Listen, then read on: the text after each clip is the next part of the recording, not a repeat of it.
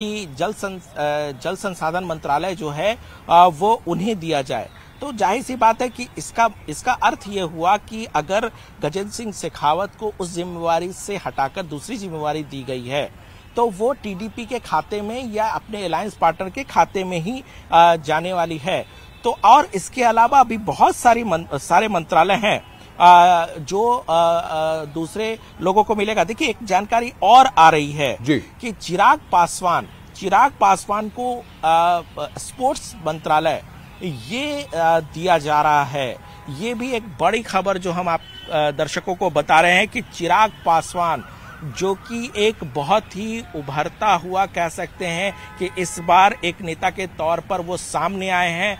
बिहार में 5 सीटें उनको दी गई थी और उनका स्ट्राइक रेट 100% था और उसके बाद प्रधानमंत्री नरेंद्र मोदी ने उन्हें कैबिनेट में जगह दी। ये अपने आप में बड़ी बात है। देखिए, रामविलास पासवान की छाया में उन्होंने तो बहुत दिनों तक काम किया, लेकिन जिस तरीके से रामविलास पासवान के निधन के बाद चिराग पासवान ने अपनी राजनीति दिखाई, उसके बाद उसका ही नतीजा है। देखिए, उसका ही नतीजा है कि उसके बाद वो लगातार प्रधानमंत्री नरेंद्र मोदी के साथ खड़े दिखाई दिए। उन्होंने लगातार ये कहा कि ये मोदी जी के हनुमान हैं। उसका परिणाम ये निकला कि जब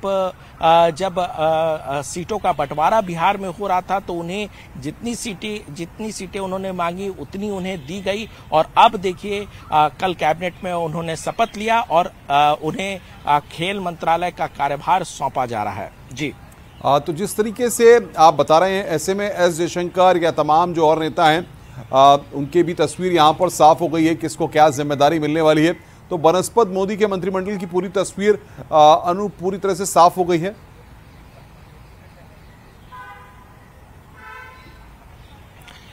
देखिए, अभी धीरे धीरे साफ हो रही है। बहुत सारे मंत्रालय हैं जिस पर अभी देखने वाली बात होगी। देखिए, एक और आपको खबर बता दूं, किरण रिजिजू को पार्लियामेंट्री अफेयर मिनिस्ट्री इसकी जिम्मेदारी दी जा रही है। इसके अलावा रवनीत सिंह बिट्टू जो कि पंजाब से आते हैं, माइनॉरिटी अफेयर एमओएस की संभावना है कि इनको इसका जो है वो कार्यभार सौंपा जाएगा। तो ये सभी चीजें हैं। इसके अलावा एजुकेशन मिनिस्टर के तौर पर धर्मेंद्र प्रधान बनाए जा सकते हैं। यानी कि जो चीजें सामने आ रही है, देखिए जो चीजें सामने आ रही है, जो मंत्रिमंडल का शेप दिख रहा है, वो ये कह सकते हैं कि प्रधानमंत्री नरेंद्र मोदी ने अपनी पुरानी टीम पर ही भरोसा जताया है। यानी कि जो विकास के लिए जो रेखा पर वो चल रहे थे, वही सारी चीजें जो है उन्होंने प्रधानमंत्री नरेंद्र मोदी ने उसको आगे बढ़ाया है। जो अभी तक की चीजें सामने आ रही है, चाहे वो रायसीना हिल्स के चारों मंत्रालय की बात करें, चाहे रेलवे की बात करें, रोड एंड ट्रांसपोर्ट की बात करें, एचआरडी की बात करें, एजुकेशन मिनिस्ट्री की बात करें, तो ये सारे जो मंत्री हैं वो रिपीट किए गए हैं। जी, जेपी नड्डा को स्वास्थ्य मंत्रालय दिया जाना बताया जा रहा है अनूप। तो जाहिर तौर पर स्वास्थ्य महकमे की जिम्मेदारी जेपी नड्डा के कंधों पर।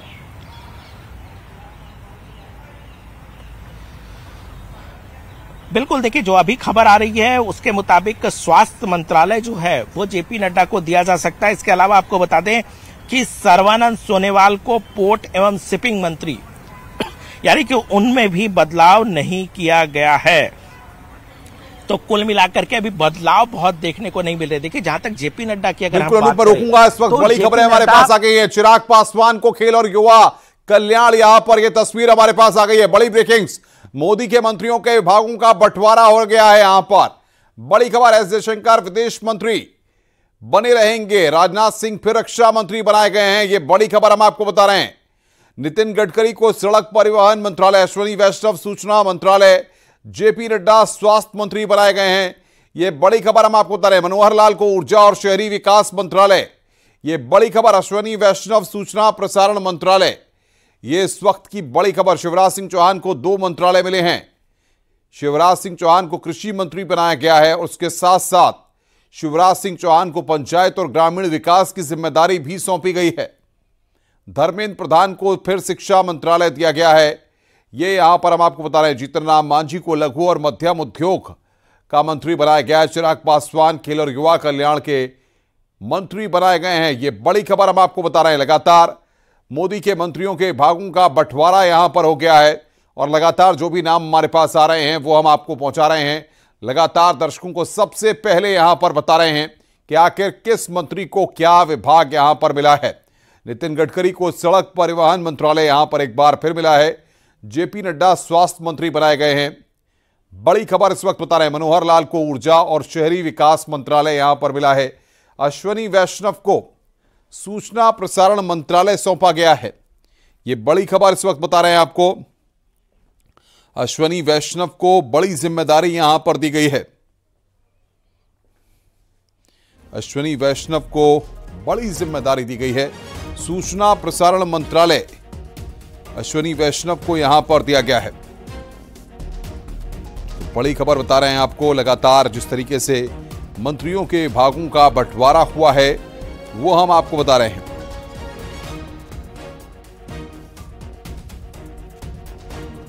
तो मंत्रियों के विभागों का बंटवारा हुआ है। लगातार आपकी स्क्रीन पर हम आपको दिखा रहे हैं।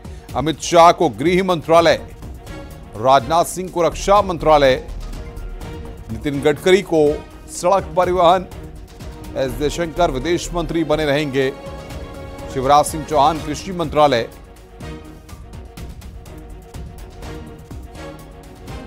और ये पूरी लिस्ट हम आपको लगातार दिखा रहे हैं कि किसको क्या जिम्मेदारी यहां पर मिली है।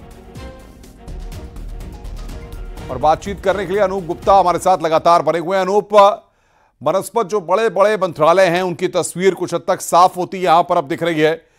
का आधिकारिक तौर पर कब तक ये पूरी तस्वीर साफ हो जाएगी?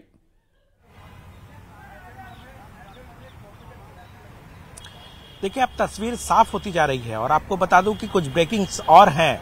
राम मोहन नायडू जो कि टीडीपी से हैं, उन्हें सिविल एविएशन मंत्री बनाया जा रहा है। ये अपने आप में बड़ी खबर है क्योंकि टीडीपी देखिए इस बार मुख्य एलआई के तौर पर सामने है और राम मोहन नायडू एरन नायडू के बेटे माने जाते हैं। बहुत ही यंग हैं, बहुत ही ऊर्जावान नेता के तौर पर वो देखे जाते हैं। उन्हें सिविल एविएशन मिनिस्ट्री दिया जा रहा है। इसके अलावा सीआर पाटिल, जिस मंत्रालय का जिक्र हम कर रहे थे कि जल शक्ति मंत्रालय क्या किसी एलआई को दिया जाएगा, क्योंकि देखिए जिस तरीके से गजेंद्र सिंह शेखावत को दूसरा मंत्रालय दिया गया है, कल्चर मिनिस्ट्री दिया गया है, तो सीआर पाटिल अब जल शक्ति मंत्रालय देखेंगे। इसके अलावा भूपेंद्र यादव पहले भी वन एवं पर्यावरण मंत्री थे, उन्हें वन और पर्यावरण मंत्रालय की ही जिम्मेदारी दी गई है। तो ये कह सकते हैं कि एक बड़ी खबर। और देखिए, रवनीत सिंह बिट्टू जो कि कांग्रेस में थे, बीजेपी में आए, पंजाब के नेता के तौर पर जाने जाते हैं, उन्हें एमओएस माइनॉरिटी अफेयर बनाया जा रहा है। तो ये तमाम बातें अपने दर्शकों के लिए आपको बता दूं कि ये ब्रेकिंग, बहुत ज्यादा बदलाव नहीं। प्रधानमंत्री नरेंद्र मोदी के भरोसेमंद मंत्री जो थे उनको फिर से उन्हीं के मंत्रालय में रिपीट किया गया है। ये सबसे बड़ी खबर आपको बता दूं। बहुत ज्यादा बदलाव अभी देखने को नहीं मिल रहा है। देखिए, चाहे अगर धर्मेंद्र प्रधान की बात करें तो पहले भी वो एजुकेशन मिनिस्टर थे, अब भी वो एजुकेशन मिनिस्टर रहेंगे। भूपेंद्र यादव फॉरेस्ट, वन एवं पर्यावरण मंत्री पहले भी थे, अब भी रहेंगे। इसके अलावा नितिन गडकरी, अश्विनी वैष्णव, निर्मला सीतारमण, अमित शाह, राजनाथ सिंह, इन किसी के भी मंत्रालय में बदलाव नहीं हुआ है। अभी तक जो बदलाव हमें दिख रहा है उसके मुताबिक गजेंद्र सिंह शेखावत के मंत्रालय में ही बदलाव दिख रहा है, जिन्हें दूसरा मंत्रालय दिया गया है और उनकी जगह सीआर पाटिल को जल शक्ति मंत्रालय का कार्यभार सौंपा गया है। तो यह तस्वीर धीरे धीरे साफ होती जा रही है मोदी मंत्रिमंडल का। लेकिन देखिए, 72 मंत्रियों ने शपथ लिया है, कैबिनेट, एमओएस और एमओएस इंडिपेंडेंट। तो जाहिर सी बात है कि सारे मंत्रालयों की लिस्ट, सारे मंत्रियों की लिस्ट आने में थोड़ा वक्त जरूर लगेगा। लेकिन धीरे धीरे जो महत्वपूर्ण मंत्रालय थे, जिस पर सभी को इंतजार था, सबकी नजरें थी कि गृह मंत्री कौन बन रहा है, वित्त मंत्री कौन बनने जा रहा है, तो ये तस्वीर अब धीरे धीरे साफ होती जा रही है। जी बिल्कुल अनूप, लेकिन जिस तरीके से हम देख रहे हैं कि इसके अलावा देखिए, आपको एक बात और एक खबर दे दूं कि देखिए, अन्नपूर्णा देवी जो झारखंड से आती हैं, उन्हें महिला एवं बाल विकास मंत्री बनाया जा रहा है। देखिए, चर्चा पहले से थी क्योंकि महिला मंत्री के तौर पर, कैबिनेट के तौर पर निर्मला सीतारमण के बाद अन्नपूर्णा देवी ही थी और उन्हें महिला विकास मंत्री बनाया जा रहा है। इसके अलावा आपको बता दूं, एचडी कुमारस्वामी जेडीएस से आते हैं, बड़े नेता के तौर पर जाने जाते हैं। इस बार उन्होंने अलायंस किया था बीजेपी के साथ, उन्हें हैवी इंडस्ट्री और स्टील की जिम्मेदारी दी जा रही है। तो ये सारे लिस्ट जो धीरे धीरे, देखिए अलायंस पार्टनर को जिस बात को आप कह रहे थे कि क्या अलायंस पार्टनर को इग्नोर किया जा रहा है, तो बिल्कुल इग्नोर नहीं किया जा रहा है। राम मोहन नायडू को सिविल एविएशन मिनिस्ट्री जैसा बहुत कद्दावर मंत्रालय के तौर पर देखा जाता है। जिस तरीके से हमने देखा कि अभी एचडी कुमारस्वामी हैवी इंडस्ट्री और स्टील दिया जा रहा है, तो ये कहीं भी इग्नोर नहीं। चिराग पासवान जो कि अलायंस पार्टनर है, उनको स्पोर्ट्स मिनिस्ट्री, खेल और युवा मामलों का मंत्रालय दिया जा रहा है। तो उन्हें कहीं भी इग्नोर या छोटा मंत्रालय नहीं दिया जा रहा है। लेकिन जो की पोर्टफोलियोज हैं, जो मुख्य मंत्रालय हैं, वो बीजेपी ने अपने पास ही रखा है। और मोदी मंत्रिमंडल में बहुत ज्यादा एक्सपेरिमेंट नहीं किया। प्रधानमंत्री नरेंद्र मोदी ने उन्हीं पर भरोसा जताया है जिन्हें पिछली कार्यकाल में जिस मंत्रालय की जिम्मेदारी जिनके पास थी। जी, ये भी खबर मिल रही है कि शिवराज सिंह चौहान को भी कृषि मंत्री बनाया गया है और जो महत्वपूर्ण विभाग है, अब धीरे धीरे करके उनका बंटवारा होता हुआ उनकी तस्वीरें स्पष्ट होती अनूप नजर आ रही है।